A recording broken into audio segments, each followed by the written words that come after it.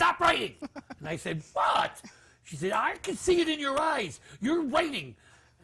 It's true, isn't it? And then you'd be sitting there, and the story is going on, and you just would love to get your fingers on that computer. It must drive you nuts at work. Oh, it does. Absolutely. Especially since I'm on the computer. Yeah, But I can't do any of the writing. It's right there. Oh, yeah. It would make me crazy. I was a school teacher, so I mean, I would be correcting all these compositions and reading all these stories, which I love to do. But man, in the back of my head, it was like, hurry up and go home. Wait till you hear the next chapter. Oh, yeah. How do you know? You know, and kids ask me this all the time. How do you know when the chapter is done? I don't think I ever really do know.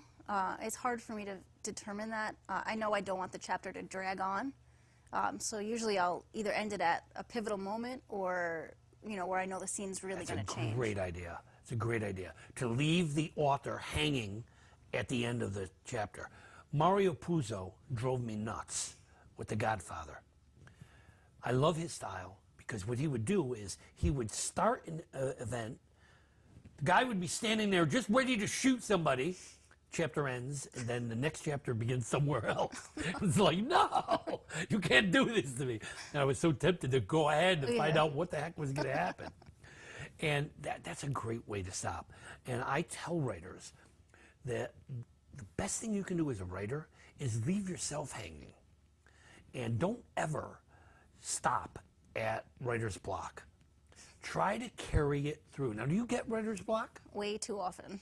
Yeah, and there's little tricks, you know, and I try to teach some of the writers that one of the ways to do that is to bring a new character in right at that point. And you have so much work to do when you bring a new character in that you don't have time for writer's block. You have things you have to do. The other thing I tell them is that every good novel has 5 tools. I don't care if you're Hemingway, Faulkner, or Joe Jones. Plot, character, setting, theme, and tone. And you have to address those 5 things all the time. And if you have been working on plot, switch to character, or tone, or theme, or setting. And once you switch to those things, again, you have work to do. Is writing work? Oh, yeah. Oh, yeah. Oh, yeah. It's fun, but it's work. It is. I tell writers, don't write a piece, work a piece. And basically what that means is that you could write a story, but then you have to work the story. It has to come off the page. It has to be exciting. It has to be interesting. And you have to feel it as a writer. I mean, that's what I love about writing. I'm the first guy to read the book, you know, and it's got to be good. And if it doesn't excite me and turn me on, it's not going to turn you on. Yeah.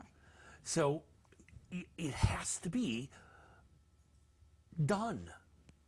Ray Bradbury, who was very famous, you know, Ray Bradbury, the writer, he did Fahrenheit 451, 451, and a number of wonderful books. Kid asked him, Mr. Bradbury, how do you know when you're done with the book? And he said, when I can read from the first page to the last without changing a word. I was like, yeah, well, I'd be there for the next 80 years because I am always changing words. So is that the way it is with you? Do you go back and edit before you move on, or do you just keep moving on? Sometimes I do. When I thought I was done with this book, I went back and added a whole chapter that I thought would make it a little more interesting and get more of a backstory to the main guy in the book. Yeah. Sometimes I have chapters that I call gifts.